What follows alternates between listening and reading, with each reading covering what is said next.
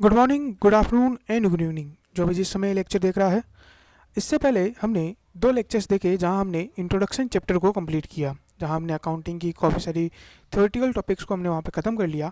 अब यहाँ पे हम बेसिक अकाउंटिंग कॉन्सेप्ट्स को समझने वाले हैं, यानी कि आज से हम अकाउंटिंग का प्रैक्टिकल पोर्शन स्टार्ट करने वाले हैं, जिसमें हमें क्वेश्चनेयर और न्यूमेरिकल जो चीज़ें हैं वो करने को मिलेगी। सबसे पहले जो हम टॉपिक कवर करने वाले हैं वो है अकाउंटिंग प्रोसेस। ये एक आपके जो कंप्लीट सिलेबस का एक बहुत इंपॉर्टेंट टॉपिक है, जिसमें लगभग 30 टू 40 मार्क्स कवर अप हो जाते हैं और 25 टू 40 मार्क्स के आसपास कवर हो जाते हैं, जिसमें हम वेरियस अकाउंटिंग प्रोसेस की अकाउंटिंग किस तरीके से वर्क करती है स्टेप बाय स्टेप वो हम समझेंगे।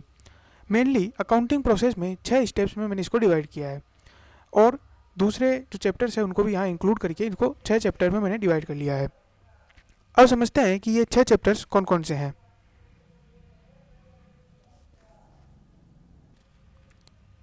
सबसे पहले आपको अकाउंटिंग प्रोसेस यानी अकाउंटिंग करने के लिए सबसे पहला स्टेप आता है आपकी जनरल एंट्री करना।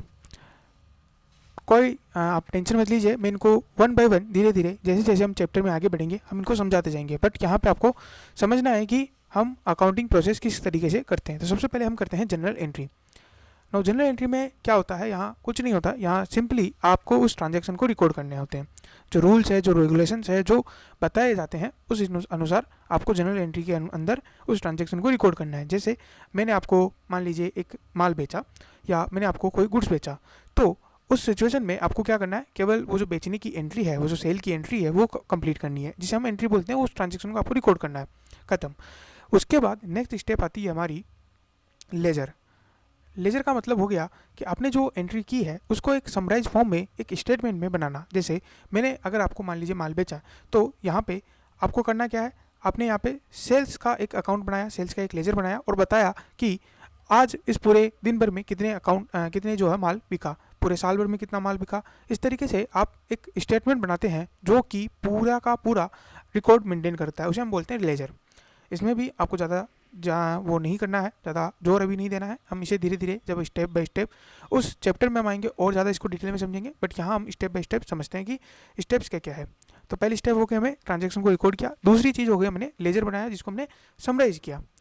थर्ड नंबर पे हमारा आता है ट्रायल बैलेंस। नो ये क्या होता है, अब हमने सेल्स रिकॉर्ड निकाला, इसी तरीके से हम परचेज भी करेंगे, इसी तरीके से हम कई सारी एक्सपेंडिचर करेंगे, कई सारी एसेट्स खरीदेंगे, यानी कि हमारी जो बिजनेस में काम आने वाली संपत्तियां है वो खरीदेंगे, एसेट्स हम खरीदेंगे बहुत सारी। जैसे हमने फर्नीचर खरीद लिया, कोई बिल्डिंग खरीद ली, कोई किसी तरीके की ऐसी चीज़ें हम खरीदेंगे जो हमारे बिजनेस को हमें बेचना नहीं है बट हमें उसे यूज़ लेना है। तो इस तरीके के हम कईयों को पेमेंट करेंगे, कईयों से पेमेंट रिसीव करेंगे, तो ये सारी चीज़ें हम करेंगे। लेकिन क्या लास्ट में उसका क्या बैलेंस रहा, जैसे सेल्स हमने टोटल कितनी की, तो हमने सेल्स का टोटल निकाला, टोटल हमने कितना माल बेचा या कितना माल खरीदा उसका हमने टोटल निकाला, और ये सब टोटल करके हम जहाँ लिखेंगे, यानी कि एक स्टेटमेंट बना करके इस स्टेटमेंट में हम लिखेंगे, उसे कहते हैं ट्रायल बैलेंस। जैसे इस साल का हमारा सेल्स कितना रहा, परचेज कितना रहा, हमने कितना फर्नीचर खरीदा, कितना हमारा केस रहा, ये सारी चीज़ें कहाँ जाएगी, ये सारी चीज़ें जाती है ट्रायल बैलेंस के अंदर।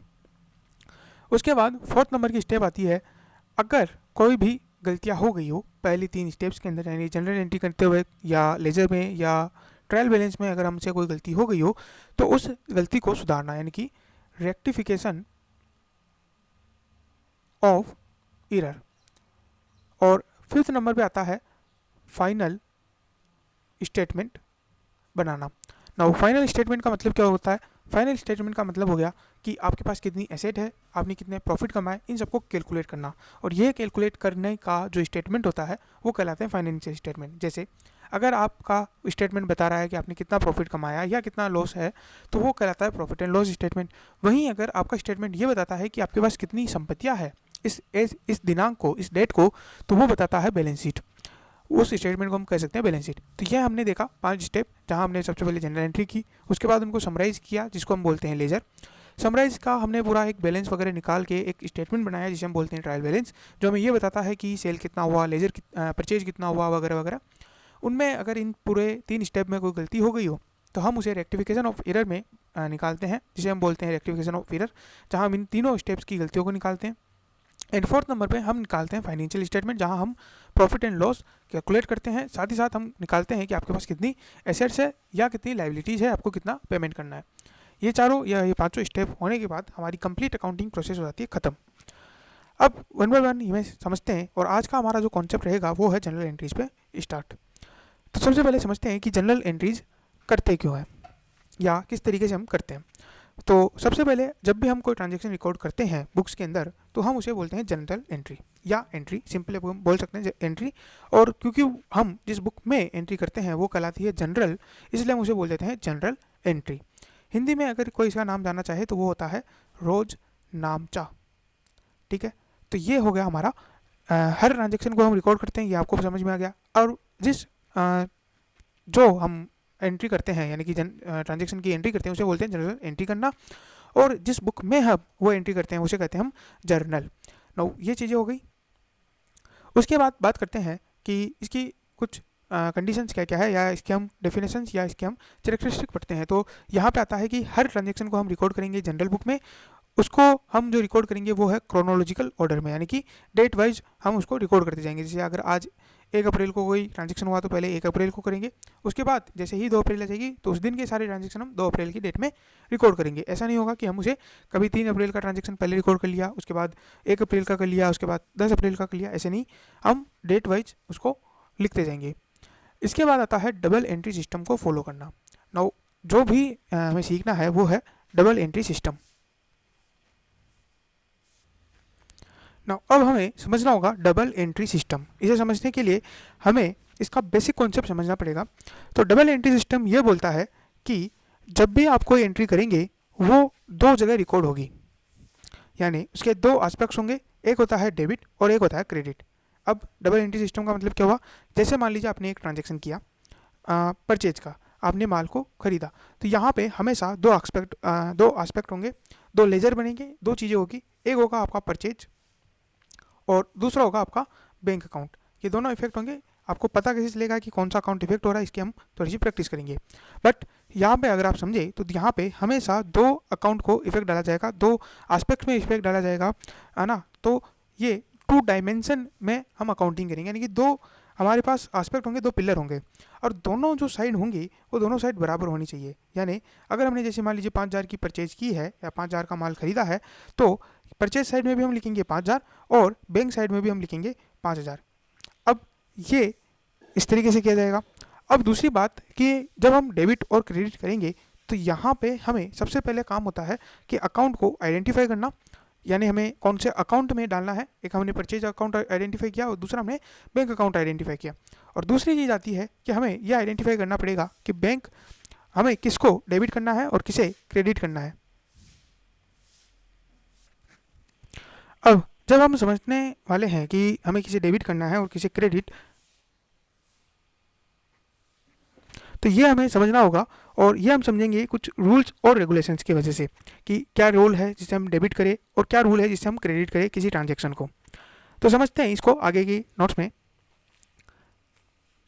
अब मान लेते हैं एक एग्जांपल है हमारे पास कि हमने एक पेन खरीदा और वो पेन था 100 रुपये का और वो कैश में खरीदा। तो यहाँ पे हमारे पास 2 एस्पेक्ट हुए, पहला वापस से हमने परचेज किया और दूसरा हमने कैश में परचेज किया। अब यहाँ पे कोई हो सकता है बोले कि सर हमने पेन परचेज किया तो हमारा एक एस्पेक्ट पेन हो सकता है, बट हमने चूंकि पेन जो है वो हमारा गुड्स था, यानी कि हमें उसे वापस बेचना है, तो हमने यहाँ पे जो अकाउंट है वो परचेज में डाला। वहीं अगर पेन जो है हम खरीदते हमारे स्टेशनरी यानी कि हमारे ऑफिस वर्क के लिए तो वो चला जाता स्टेशनरी एक्सपेंस के अंदर। वहीं अगर ये पेन जो है वो किसी हिस्टोरिकल मोमेंट का हिस्सा रहा होता है ना, और हम उसे एक एसेट के रूप में खरीदते यानी कि हमारे यहाँ पे संभाल के रखने के लिए, तो वो चला जाता एक एसेट के अंदर। तो यहाँ पे 3 चीज़ें हो सकती है पेन की। एक, अगर हम उस पेन को खरीद रहे हैं वापस से बेचने के लिए तो वो चला जाएगा परचेज के अंदर। वहीं अगर हम उस पेन को खरीद रहे हैं अपने स्वयं के यूज़ के लिए तो वो चला जाएगा एक्सपेंस के अंदर, और उस एक्सपेंस को हम डालेंगे स्टेशनरी एक्सपेंस के अंदर।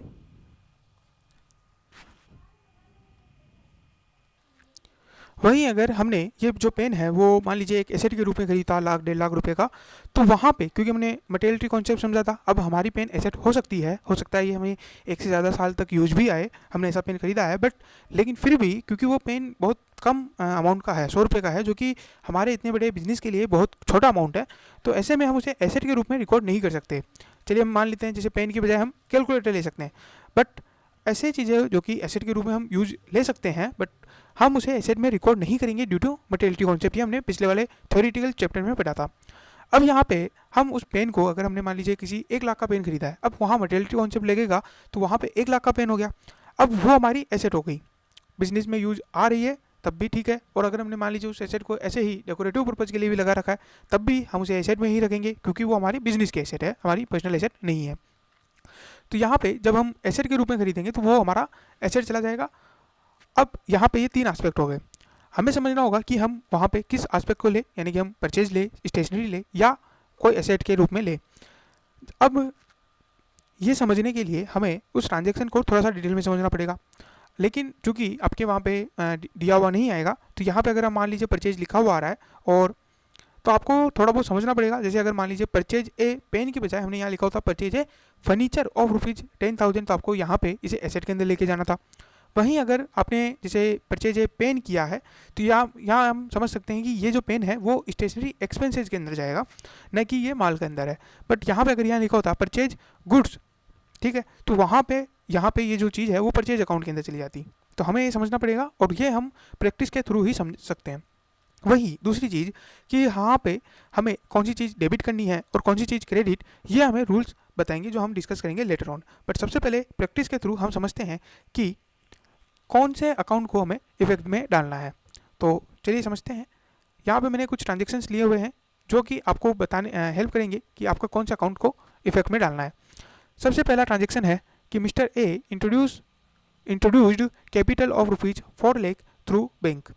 यानी क्या हुआ, आपने बिजनेस स्टार्ट किया, उस बिजनेस को स्टार्ट करने के लिए मिस्टर ए 4 लाख रुपए लेकर के आया, यानी कि मिस्टर ए ने एक बिजनेस स्टार्ट किया, उस बिजनेस को स्टार्ट करने के लिए 4 लाख रुपए का कैपिटल लेकर के आया। अब यहाँ पे अगर आप देखें तो 2 अकाउंट इफेक्ट होने चाहिए, और उन दोनों के नाम आपको लिखने हैं। तो एक तो आपको लास्ट में समझ में आ रहा होगा कि बैंक अकाउंट, क्योंकि 4 लाख रुपए जहाँ डिपॉजिट हुए हैं वो है बैंक अकाउंट के अंदर। तो पहला एक आपको समझ में आ रहा होगा कि एक अकाउंट जो इफेक्ट हुआ है वो है बैंक। नाउ सेकंड नंबर का जो अकाउंट है वो कौन सा है, क्या वो मिस्टर ए है या फिर वो कोई और अकाउंट है, तो वो आएगा कैपिटल अकाउंट। यहाँ पे आएगा कैपिटल अकाउंट। नाउ जो सेकंड नंबर का अकाउंट है वो है कैपिटल, क्योंकि कैपिटल को इफेक्ट पड़ रहा है, कैपिटल यहाँ पे आपकी बढ़ और घट जाएगी। मिस्टर ए को आपको नहीं डालना है, क्योंकि मिस्टर ए क्या लेकर के आ रहे, कैपिटल लेकर के आ रहे, तो कैपिटल को आपको डालना है। सेकंड नंबर पे गुड्स परचेज वर्थ ₹2 लाख। अब यहाँ पे लिखा हुआ नहीं है कि किस में किया है, बट चूंकि यहाँ पे हमें एज्यूम करके चलना है कि हमने जो ये ट्रांजेक्शन किया है ये हमने बैंक से किया है। दूसरी चीज़ यहाँ पे, तो यहाँ पे एक वापस पार्टी आ गई कि बैंक से हमने ट्रांजेक्शन किया तो बैंक इफेक्ट होगा। और दूसरा हमने यहाँ पे समझा था कि जब भी हम गुड्स को परचेज करेंगे तो वो वहाँ पे चला जाएगा परचेज अकाउंट के अंदर, यानी दूसरा जो हमारे पास अकाउंट इफेक्ट हो रहा है वो है परचेज। थर्ड नंबर पे आता है फर्नीचर परचेज वर्थ ₹50,000। तो अब यहाँ पर भी कई लोग गलती कर सकते हैं कि यहाँ पे हमने परचेज अकाउंट को इफेक्ट में डालना चाहिए क्योंकि हमने परचेज किया है, बट ऐसा नहीं है। जैसा मैंने आपको समझाया था कि परचेज में भी 3 एस्पेक्ट हो सकते हैं। एक है हमारा कि जहाँ पे हमने उसको सीधा डायरेक्ट परचेज में डाला, जब हम उसका जो हमारे गुड्स है जिसमें हम डीलिंग करते हैं, हमारा जो बिजनेस है, अगर हमने वो परचेज किया है तो हम उसे सीधा परचेज अकाउंट में डालेंगे। बट अगर हमारे बिजनेस में यूज आ रहेगा, यानी जैसे पेन हो गया या फिर जैसे हमारा कैलकुलेटर हो गया, इस तरीके की जो चीज़ें हैं जो कि यूज आने वाली है और उसी साल के अंदर वो ख़त्म हो जाएगी, और अगर 1 से ज़्यादा साल है, जैसे मान लीजिए अपन एक बुक लेकर के आते हैं जो कि 2-3 सालों तक चलने वाली है, लेकिन चूँकि वो बुक बहुत कम अमाउंट की है तो ऐसे में हम उसे एक्सपेंसिव के अंदर डालेंगे। लेकिन अगर हम उस चीज़ को यूज लेने वाले हैं जो कि कई सालों तक चलने वाली है और वो बहुत मटेरियल अमाउंट की, यानी कि जैसे कि अगर हमारा बिजनेस 1 लाख का है तो मान लीजिए वो 2-4 हज़ार रुपये की है, वहीं अगर हमारा बिजनेस करोड़ों का है तो वो लाखों की है। तो ऐसे में अगर वो मटेरियल है, अगर वो काफ़ी इंपॉर्टेंट है, तो ऐसे में हम उसे डालेंगे एसेट के अंदर।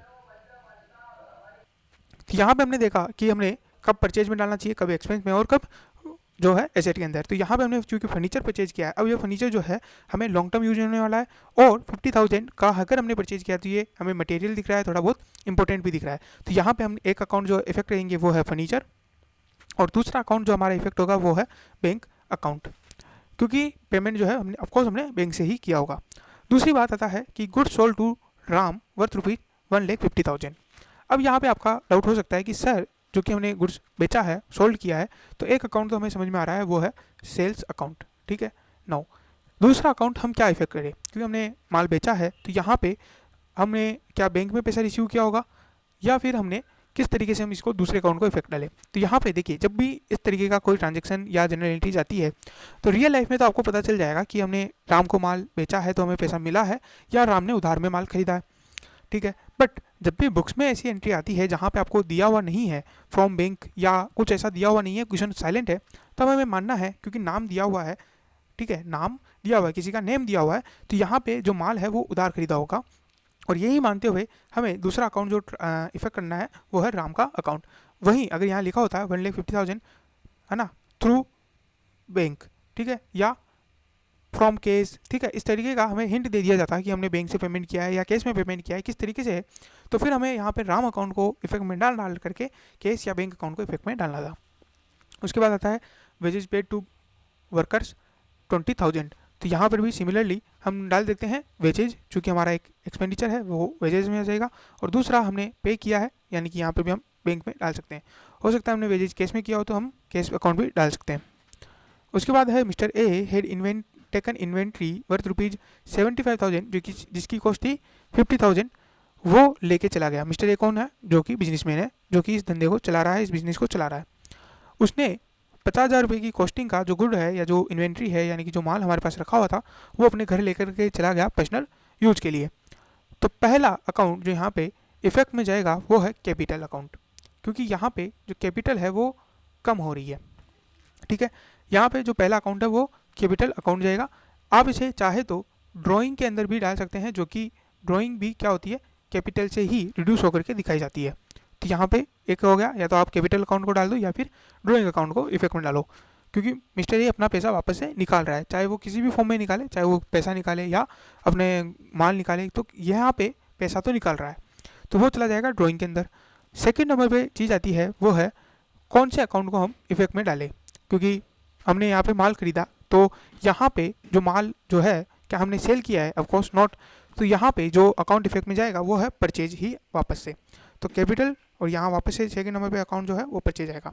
यहाँ परचेज, वहाँ यहाँ पे इंक्रीज हो रहा था परचेज, जबकि यहाँ पे परचेज जो है वो डिक्रीज हो जाएगा। उसके बाद आता है discount given by seller for earlier payment, यानी कि हमने उसको जल्दी पेमेंट कर दिया, इसकी वजह से वो खुश हुआ और उसने उनको कहा कि हम तुमको डिस्काउंट ले जाओ। तो एक अकाउंट जो यहाँ पे हो गया वो है डिस्काउंट। नो सेकेंड नंबर पे यहाँ पे सेलर का नाम बताया हुआ नहीं है, तो यहाँ पे हम किसी भी जो भी पार्टी है उसका नाम लिख सकते हैं, यानी कि जो पार्टी जो हमें डिस्काउंट दे रही है।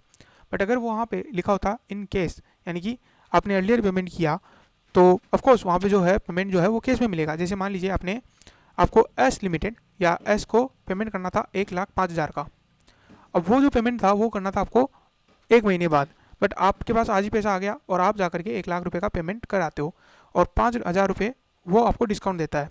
तो यहाँ पे जो अकाउंट है वो एस के अंदर चला जाएगा, एस के अंदर आपको डालना पड़ेगा 5,000 रुपये। तो यहाँ पे एक तो डिस्काउंट में चला गया, दूसरा पार्टी का नेम जो भी आपको डिस्काउंट दे रही है। उसके बाद लास्ट है हमारा कि गुड्स हमने डिस्ट्रीब्यूट कर दिया एज ए फ्री सैंपल ₹2,000 का, यानी हमने गुड्स फ्री में बांट दिए क्योंकि हमें चाहिए था कि हमारे गुड्स को ज़्यादा से ज़्यादा मार्केटिंग हो। तो ये किस तरीके का है? क्या हमने यहाँ सेल किया है? नहीं, फिर भी हमारा गुड्स खत्म हुआ है। तो एक अकाउंट जो हमें खत्म डालना है इफेक्ट में वो है परचेज। अब परचेज यहाँ पे रिड्यूस होगा क्योंकि यहाँ पे हमने परचेज के जो माल है वो हमने ख़त्म किया है।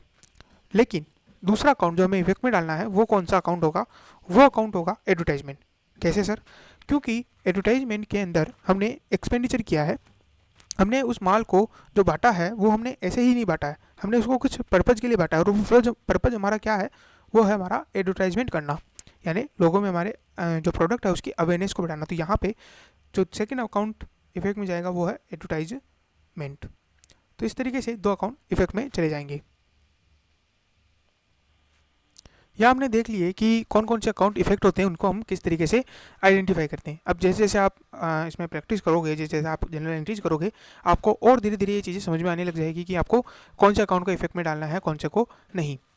लेकिन अब हमने चूँकि ये चीज़ देखी, सबसे पहले अब हम समझते हैं कि हम कहाँ से स्टार्ट कर रहे थे और हम कहाँ तक पहुँचे हैं।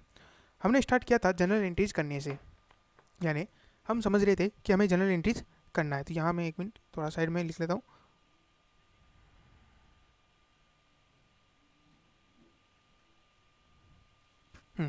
तो मान लीजिए कि यहाँ पे हम चल रहे थे, सो हम सीख रहे थे कि हमें जनरल एंट्रीज करना है। जनरल एंट्रीज करते वक्त हमने समझा कि हमें डबल एंट्री सिस्टम को फॉलो करना है। डबल एंट्री सिस्टम को हमें फॉलो करना है। डबल एंट्री सिस्टम को जब हमें फॉलो करना है तो उसके लिए हम देख रहे थे कि हमें दो चीज़ें आइडेंटिफाई करनी है। पहली एक कि हमें कौन से अकाउंट को या कौन से लेजर्स को इफेक्ट में डालना है, और दूसरी हमें सीखना था कि हमें उसे डेबिट करना है या क्रेडिट करना है।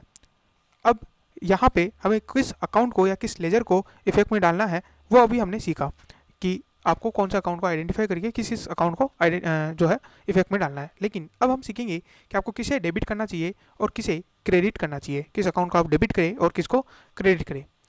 तो उसके लिए यहाँ पे रूल बनाए गए हैं, और जो रूल है वो दो मेथड से आप आइडेंटिफाई कर सकते हैं। दोनों में से आप किसी भी एक मेथड को यूज कर सकते हैं और आइडेंटिफाई कर सकते हैं कि आपको किसे डेबिट करना है और किसे क्रेडिट करना चाहिए। तो यहाँ पे दो मेथड में एक है ट्रेडिशनल और एक है मॉडर्न।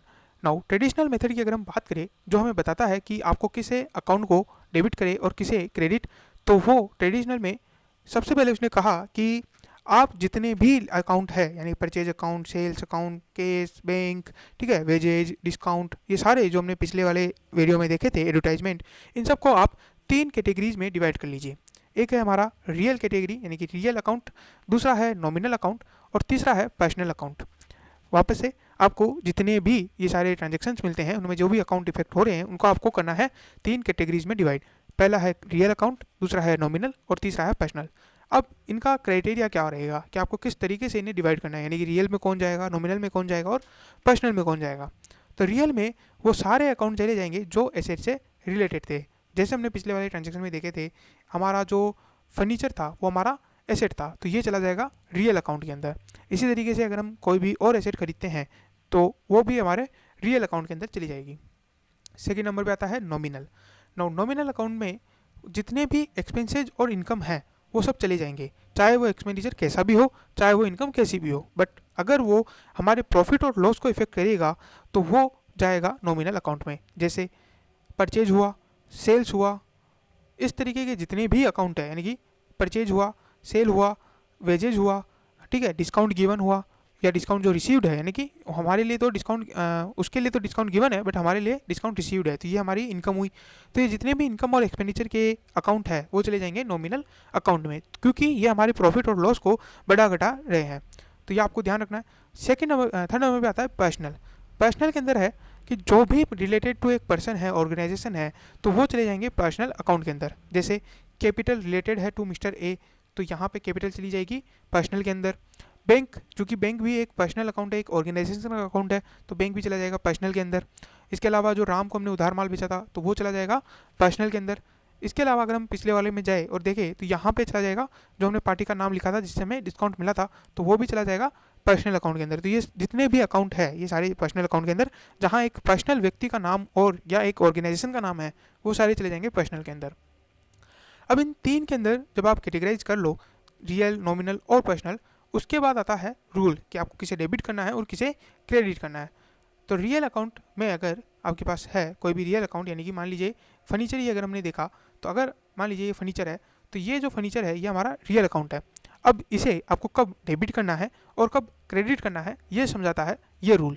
ये रूल कहता है कि डेबिट व्हाट कम्स इन, यानी कि जो आ रहा है, जो आपके बिजनेस के अंदर आ रहा है उसे आप डेबिट करिए, और जो आपके बिजनेस से जा रहा है उसे आप क्रेडिट करिए।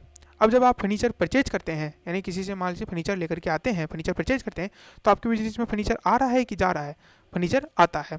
अब जो कि फर्नीचर आ रहा है तो आप इसे क्या करेंगे, डेबिट करेंगे, ठीक है। वहीं जब कोई पर्सनल अकाउंट है, जैसे मान लीजिए अगर आप फर्नीचर बेचते हैं, तो फर्नीचर अगर आप बेच रहे हैं तो फर्नीचर आपके यहाँ से जा रहा है, तो फर्नीचर चूँकि जा रहा है तो आपको उसे क्रेडिट करना है। ये रूल याद रहेगा कि डेबिट व्हाट कम्स इन और क्रेडिट व्हाट गोज आउट। उसके बाद आते हैं पर्सनल अकाउंट, जैसे मिस्टर ए, राम, इस तरीके के जो अकाउंट है, जो पर्सनल अकाउंट है जो कि किसी नाम से चल रहे हैं या बैंक अकाउंट है, तो वहाँ पे डेबिट द रिसीवर, यानी जो पैसा रिसीव कर रहा है उसे आपको डेबिट करना है। जैसे अगर राम आपसे पैसा रिसीव कर रहा है तो आपको उसे डेबिट करना है। राम अगर आपसे पैसा या बैंक आपसे पैसा रिसीव कर रहा है तो आपको उसे डेबिट करना है। वहीं आपको क्रेडिट करना है द गिवर, जो आपको पैसा दे रहा है या आपके बिहाफ पे किसी और को भी दे रहा है। जैसे बैंक आपको नहीं देता है, कभी कभी आपके बिहाफ पे किसी और को दे देता है, तो ऐसी सिचुएशन में भी क्रेडिट द गिवर। तो debit the receiver, credit the giver. जैसे जब हमने फर्नीचर खरीदा तो हमने बैंक से पेमेंट किया।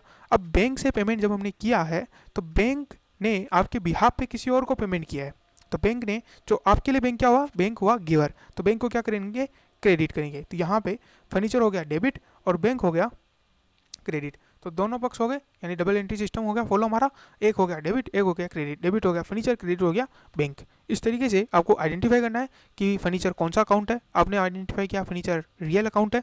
रियल अकाउंट के बाद हमने उसमें देखा कि क्या फर्नीचर आ रहा है या जा रहा है, तो फर्नीचर आ रहा था, फर्नीचर आ रहा था। चूंकि फर्नीचर आ रहा था तो हमने उसे डेबिट किया। वहीं अगर हमने फर्नीचर बेचा होता तो फर्नीचर चूंकि रियल अकाउंट है और वो जा रहा है तो हम उसे क्रेडिट करते। उसके बाद आता है नॉमिनल। नॉमिनल में आता है इनकम और एक्सपेंडिचर। तो यहाँ पे सिंपल है कि अगर एक्सपेंडिचर अकाउंट है तो हम उसे डेबिट करेंगे और अगर इनकम का अकाउंट है तो हम उसे क्रेडिट करेंगे। जैसे अगर एक्सपेंडिचर है, जैसे मान लीजिए परचेज जो है वो हमारा क्या है, वो हमारा इनकम है, तो हम उसे करेंगे डेबिट। वही जो हमारा सेल्स है वो हमारी क्या है, इनकम है, तो हम उसे करेंगे क्रेडिट। मतलब अगर आपने माल बेचा तो हम परचेज को करेंगे डेबिट, ठीक है। और अब चलते हैं, मान लीजिए माल जो आपके पास आया है वो मान लें जब आपने खरीदा था तो हमने बैंक में पेमेंट, बैंक से पेमेंट किया था, तो बैंक चूंकि हमारा पर्सनल अकाउंट हो गया और चूंकि उसने पेमेंट किया है यानी कि वो गिवर है, तो हम बैंक को क्रेडिट कर देंगे। सिमिलरली जब हम सेल्स करते हैं, ठीक है, तो सेल्स क्या है, हमारी इनकम है, इनकम है तो हम उसे क्या करेंगे, क्रेडिट करेंगे। तो यहाँ पे सेल्स हमारा हो जाएगा क्रेडिट, और सेल्स से चूंकि हमें पैसा मिलेगा, पैसा यानी कि और वो पैसा अगर हमारे पास डायरेक्ट आ रहा है तो वो जो केस है वो है एसेट, एसेट है यानी कि रियल, तो केस को हम क्या कर देंगे, डेबिट। वहीं अगर पैसा जो है बैंक में जा रहा है तो बैंक क्या हमारे लिए रिसीवर हो गया, रिसीवर हो गया तो हम इसे बैंक को डेबिट कर देंगे, तो यहाँ पे आ जाएगा बैंक। अब आपको समझ में आया होगा कि किसे क्रेडिट और किसे डेबिट करना है। इसके अलावा भी एक और मेथड है, वो है मॉडर्न मेथड, उसके थ्रू भी हम समझेंगे कि आपको किसे डेबिट और किसे क्रेडिट करना चाहिए। आज का वीडियो बस इतना ही, थैंक यू वेरी मच।